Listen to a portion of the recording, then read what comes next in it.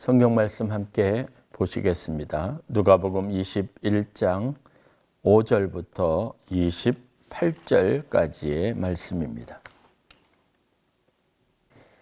제가 봉독해 드리겠습니다. 어떤 사람들이 성전을 가리켜 그 아름다운 돌과 헌물로 꾸민 것을 말하며 예수께서 이르시되 너희 보는 이것들이 날이 이르면 돌 하나도 돌 위에 남지 않고 다 무너뜨려지리라.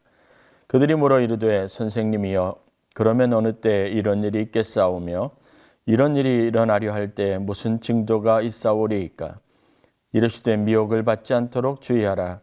많은 사람이 내 이름으로 와서 이르되 내가 그러하며 때가 가까이 왔다 하겠으나 그들을 따르지 말라. 난리와 소외의 소문을 들을 때 두려워하지 말라. 이 일이 먼저 있어야 하되 끝은 곧 되지 아니하리라. 또 이르시되 민족이 민족을 나라가 나라를 대적하여 일어나겠고 곳곳에 큰 지진과 기근과 전염병이 있겠고 또 무서운 일과 하늘로부터 큰 징조들이 있으리라. 이 모든 일 전에 내 이름으로 말미암아 너희에게 손을 대어 박해하며 회당과 옥에 넘겨주며 임금들과 집권자들 앞에 끌어가려니와 이 일이 도리어 너희에게 증거가 되리라. 그러므로 너희는 변명할 것을 미리 궁리하지 않도록 명심하라. 내가 너희의 모든 대적이 능히 대항하거나 반박할 수 없는 구변과 지혜를 너희에게 주리라.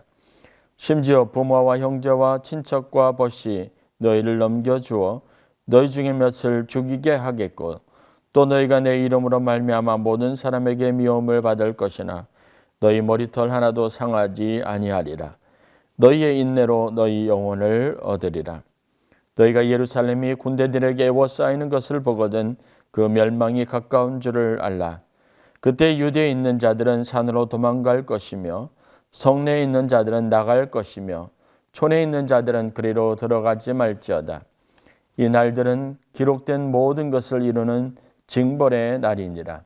그 날에는 아이 뵌 자들과 젖 먹이는 자들에게 화가 있으리니 이는 땅에 큰 환난과 이 백성에게 진노가 있겠음이로다.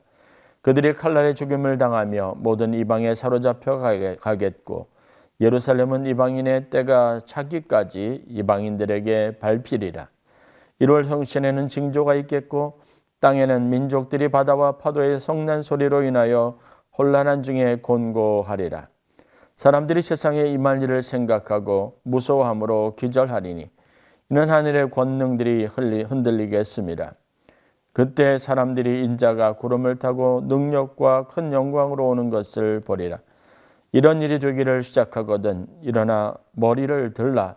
너희 속량이 가까웠느니라 하시더라. 아멘. 오늘도 수요 예배를 영상으로 드리게 됩니다.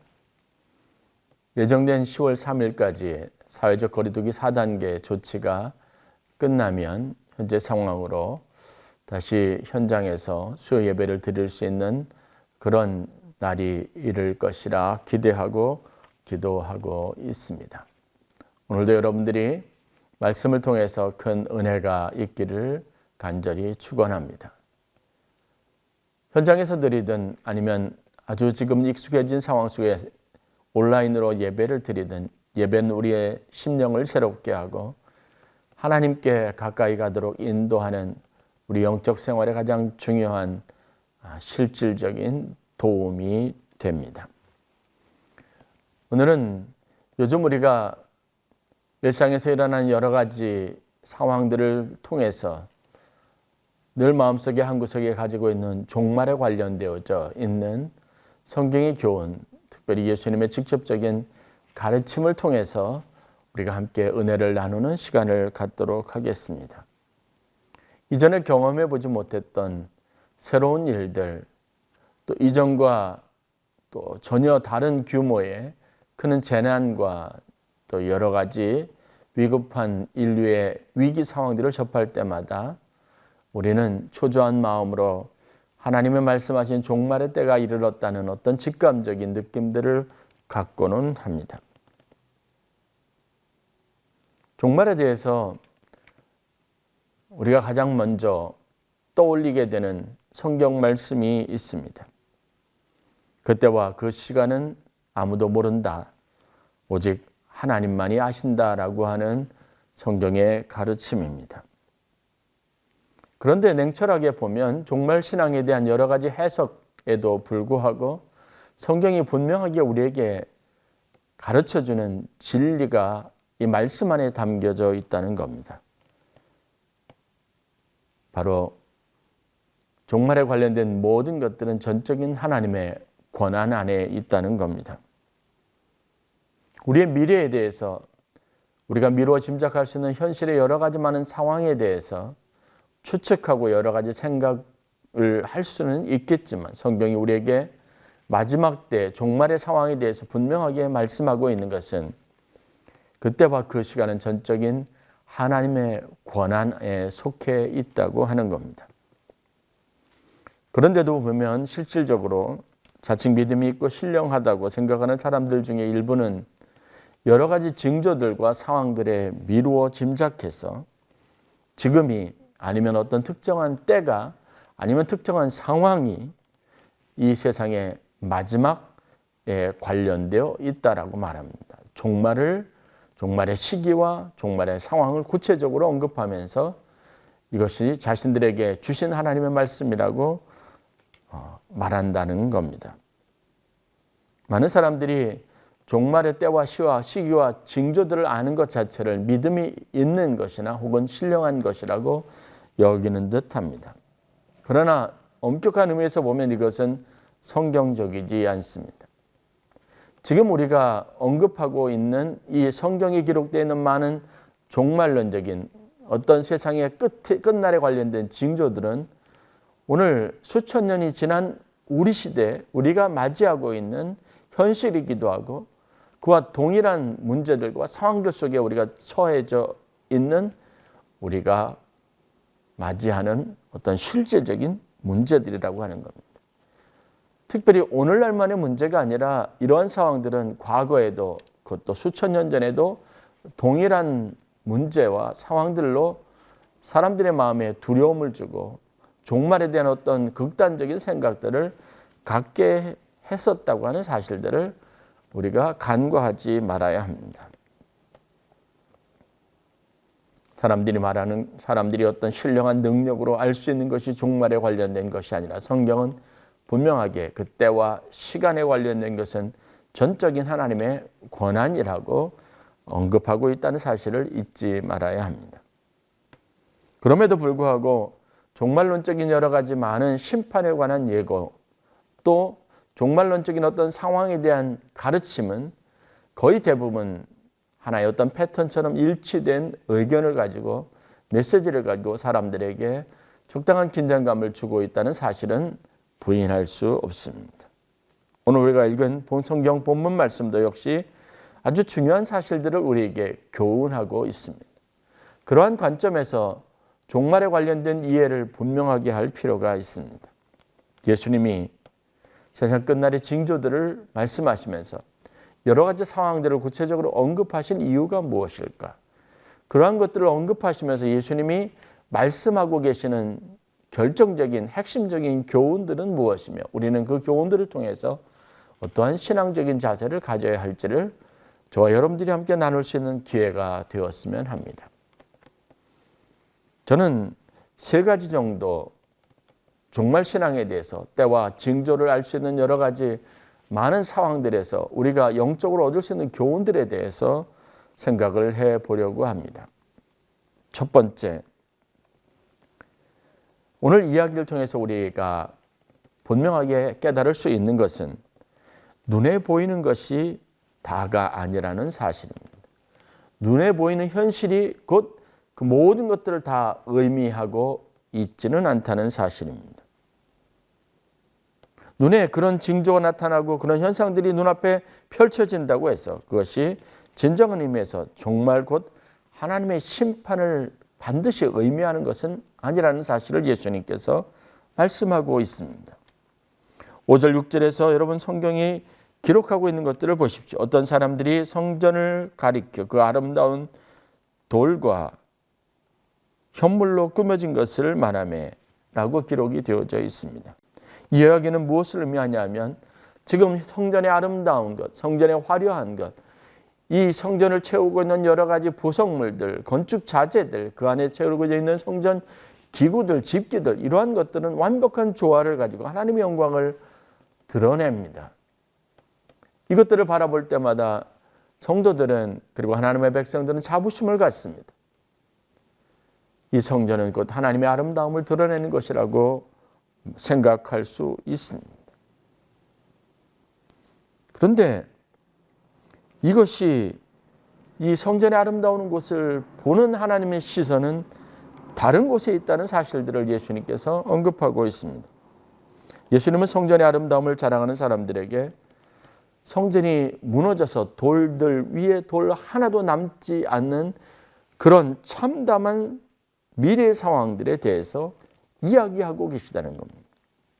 눈앞에 이것이 완전한 조화를 가지고 완벽한 하나님의 아름다움을 드러내는 것으로 보고 있지만 예수님께서는 지금 현실과는 다른 처참하게 무너져 있는 성전의 안타까운 미래의 모습을 미리 알고 보고 계셨다고 하는 사실입니다. 그리고 이 부분에 대해서 이야기하고 계십니다. 하나님은 눈으로 보는 것이 다가 아닌 하나님의 눈으로 보는 복잡하고 다양한 다차원의 여러 가지 현상들에 대한 이해를 가지고 계신 분입니다. 여러분, 오늘 우리의 문제가 우리가 눈으로 보는 것이, 우리의 시각에 비춰진 것이, 우리가 이해하는 것이 다가 아니라는 사실들을 우리에게 일깨워주고 있습니다. 그러므로 우리가 하나님의 시각에서 하나님의 눈으로 세상을 바라볼 수 있는 지혜를 가질 수 있어야 합니다. 눈앞에 있는 것이 참담하다고 해서 너무 낙심하지 말아야 합니다. 근심하고 염려만 할 것도 아닙니다. 눈앞에 있는 것이 다 아름답고 좋은 것이라고 해서 이것이 우리 삶의 행복의 절대 요인이다, 내가 축복받았다고 하는 단적인 증거만 될 수 없다는 겁니다. 내 삶이 어떠하며 내 삶을 바라보는 하나님의 시각이 어떠며, 그리고 이 시대가 가지고 있는 문제점이 무엇인지를 아시는 하나님은 우리의 미래에, 멀지 않은 미래에 일어날 모든 일들에 대한 완벽한 계시적인 시각을 가지고 있다는 사실들을 우리가 인정하지 않을 수 없다는 겁니다. 눈에 보이는 것에 너무 현혹되지 말아야 합니다. 9절부터 이어지는 말씀을 보십시오. 이것과는 완전히 다른 상황에 대한 언급이 있습니다. 사람들이 난리와 소문이 나고 곳곳에서 전쟁과 기근과 지진과 전염병이 창궐하는 등 무서운 일이 일어나게 되는 여러 가지 상황, 새로운 상황들을 맞이하게 될 것이라는 겁니다. 그런 이것 때문에 사람들은 두려워합니다. 이 일이 어떤 세상의 끝이라고 하는 것 때문에 막연한 두려움에 사로잡히고 사람들이 공포감에 떨게 될 것이라는 겁니다. 그러나 예수님께서 하신 말씀은 무엇입니까? 이러한 일들이 일어나는 것을 보거든 무서워하거나 두려워하지 말라고 말씀하고 있습니다. 오히려 미혹을 받지 않도록 주의하라고 말씀하십니다. 민족과 민족이 서로 일어나서 다투고 전쟁을 하고 나라가 나라를 공격하는 이러한 극한 상황이 이르게 될 때 무서워하지 말라라고 말합니다. 이것은 오히려 하나의 어떤 징조가 되고 우리에게 주는 어떤 영적인 구체적인 사인이 된다고 말씀하고 있는 겁니다. 이러한 극한 상황에 이르게 될 때 우리가 두려워할 만한 어떤 시대 말적인 통제하지 못하는 어떤 무서운 상황이 이르게 될 때 단순히 그것이 끝이라고 단언하지도 말라고 말씀하고 있습니다. 눈에 보이는 것이 다가 아닙니다. 두 번째 소중한 교훈이 있습니다. 그 교훈은 무엇입니까? 이러한 모든 일들, 이런 징조들은 반드시 하나님이 나타나실 것, 하나님이 역사하실 어떤 새로운 영적인 도전을 암시하고 있다는 사실입니다. 이 일은 하나님의 역사와 연결되어져 있습니다. 하나님이 나타나실 것이고 하나님이 일하실 것입니다. 우리가 보는 이게 종말론적인 어떤 세상의 모든 현상들은 하나님의 도래, 하나님의 역사, 하나님의 새로운 기대를 가지고 일하시는 어떠한 구체적인 사안들에 대한 사인일 뿐입니다. 이런 징조들이 신앙적인 깨달음을 우리에게 가져다 줄 때 우리는 그 깨달음과 연결되어져서 하나님이 새롭게 행하실 새로운 일들에 대한 기대와 소망을 자연스럽게 갖게 된다고 말씀하고 있습니다. 20절 말씀에서 보면 예수님은 현실적으로 예루살렘이 군대들에 에워싸여서 공격당할 위기를 맞이하게 될 것을 예언하십니다. 그리고 실질적으로 이방인들에 의해서 예루살렘 성전이 처참하고 무참히 짓밟히게 될 것이고 성전은 흔적도 없이 무너지게 될 것이라고 말합니다. 그것 때문에 많은 사람들이 두려움에 떨 것이라고 말합니다. 하늘에 큰 징조가 있을 것이고 그것은 분명하게 하나님의 심판의 때라고 하는 그런 증거로 사람들에게 다 인식되어지는 때가 이르게 될 것이라고 말합니다. 그런데 이러한 일이 일어난 것은 성경적으로 보면 하나님의 능력 가운데 임하시는 영광스러운 순간의 전조라고 말씀하고 있다는 사실에 우리가 주의를 기울여야 합니다. 27절의 말씀입니다. 그때 사람들이 인자가 구름을 타고 능력과 큰 영광으로 오는 것을 보리라. 인간적으로 모든 것이 다 망가지고 인간의 수명은 다한 듯 싶고 그리고 나라의 운명은 끝이 난 듯 싶은데 그것은 예수님이 영광 가운데 구름 타고 나타나실 것에 대한 전조라고 징조라고 예수님께서 말씀하고 있다는 겁니다. 눈에 보이는 것이 다가 아닙니다. 그렇지만 어떤 일들은 반드시 일어나게 되어져 있습니다. 그러나 그런 일들이 의미하고 있는 것은 우리에게 주는 영적인 도전과 깨달음은 바로 이것입니다. 이 일을 통해서 하나님이 일하실 것이라는 것, 하나님이 일하고 계신다는 것, 하나님이 어떤 목적을 가지고 우리 가운데 역사하셔서 이제 그분의 영광을 드러내실 것이라는 것. 인생의 고난이 찾아오고 어려움이 찾아오면 어려움 자체로만 여러분 너무 골몰하거나 낙심하지 마십시오. 오히려 그것을 통해서 하나님이 내게 무슨 일이신지 어떠한 일을 행하실 것이라고 하는 기대감을 가지고 소망 안에서 오히려 하나님 앞에 기도하는 것이 성도들이 가져야 될 마땅한 자세라는 겁니다. 삶의 환난과 고난은 곧 우리에게 오는 영적인 기회고 하나님이 영광 가운데 우리 가운데 나타나실 그런 가장 복된 사인이라는 사실들을 여러분들이 소망으로 품는 은혜가 있기를 주의 이름으로 간절히 축원합니다. 이것은 분명한 예수님의 말씀입니다. 그러므로 마지막 세 번째, 영적 분별력과 지혜를 가지고 이 모든 일들을 믿음 안에서 잘 이겨내야 합니다. 고난은 하나님이 일하신다고 해서 순간에 사라지지 않습니다. 우리가 육체적으로 현실적으로 당하는 아픔과 고난은 여전히 우리 몫으로 남겨져 있습니다. 종말의 여러 가지 현상들과 재난과 재앙과 그리고 여러 가지 많은 세기말적인 우리가 상상하지 못했던 큰 홍수나 지진이나 기근이나 이런 것들은 우리 삶에 운명적으로 찾아오는 것들입니다. 그리고 하나님께서 일하실 것도 분명합니다. 거기에 하나님의 목적이 있는 것도 분명합니다. 그러나 중요한 것은 그러한 고난의 상황에 있으면서 우리가 견뎌야 한다는 겁니다. 이기는 성도가 되어야 한다는 겁니다. 주님은 여기에 초점을 맞추어서 세상이 끝날 징조에 대한 가장 중요한 메시지를 제자들과 사람들에게 주고 있습니다. 하나님이 이런 일들을 통해서 우리에게 깨닫게 하십니다. 그 깨달음은 우리의 영적인 지혜가 됩니다. 영적인 분별력이 됩니다.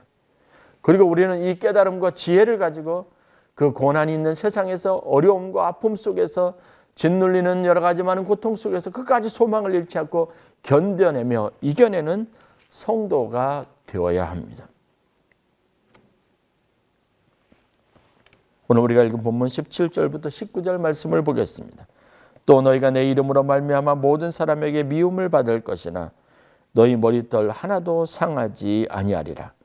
너희의 인내로 너희 영혼을 얻으리라. 아멘입니다. 많은 사람 앞에 우리가 핍박을 당하고 이런 징조 때문에 어려움을 당하고 사람들에게 미움을 받게 될 것입니다. 그러나 하나님이 우리에게 말씀하시는 약속은 분명합니다. 그러한 상황 가운데서 너희 머리털 하나도 상하지 않게 하신다고 하는 겁니다.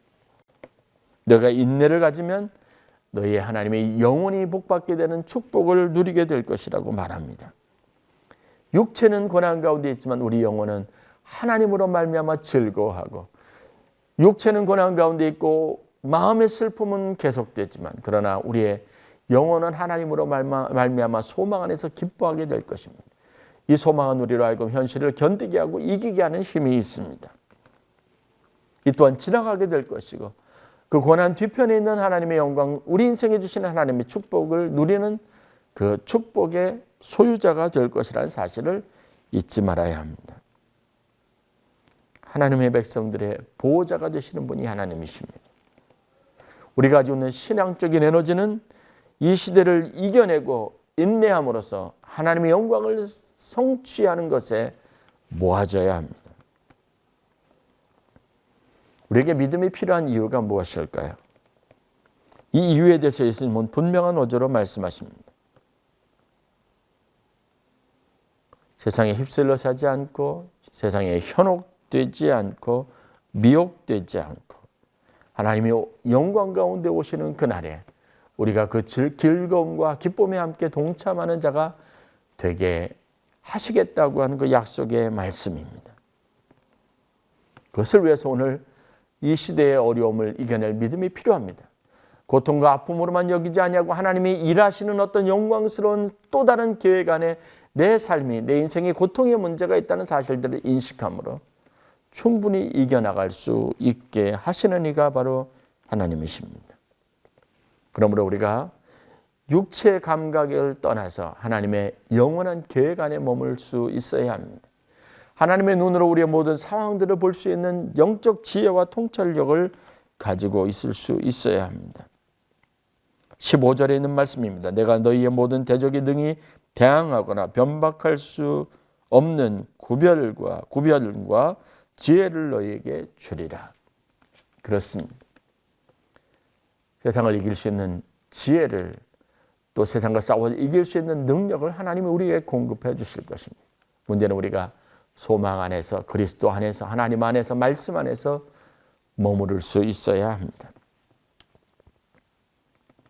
예레미야 선지자에게 주었던 말씀처럼 난리가 도처에서 일어나고 들판이 피로 물들고 우리 사랑하는 자들이 포로로 잡혀가는 절망적인 상황이 눈앞에 펼쳐지더라도 우리는 우리를 향한 하나님의 계획을 붙잡을 수 있어야 합니다. 예레미야에게 주셨던 그 희망의 메시지가 나에게 주시는 하나님의 말씀이 되어야 합니다. 그 말씀이 무엇입니까? 우리를 향한 하나님의 계획은 분명한 것입니다. 고난이 아닙니다. 고초가 아닙니다. 멸망이 아닙니다. 끝이 아닙니다.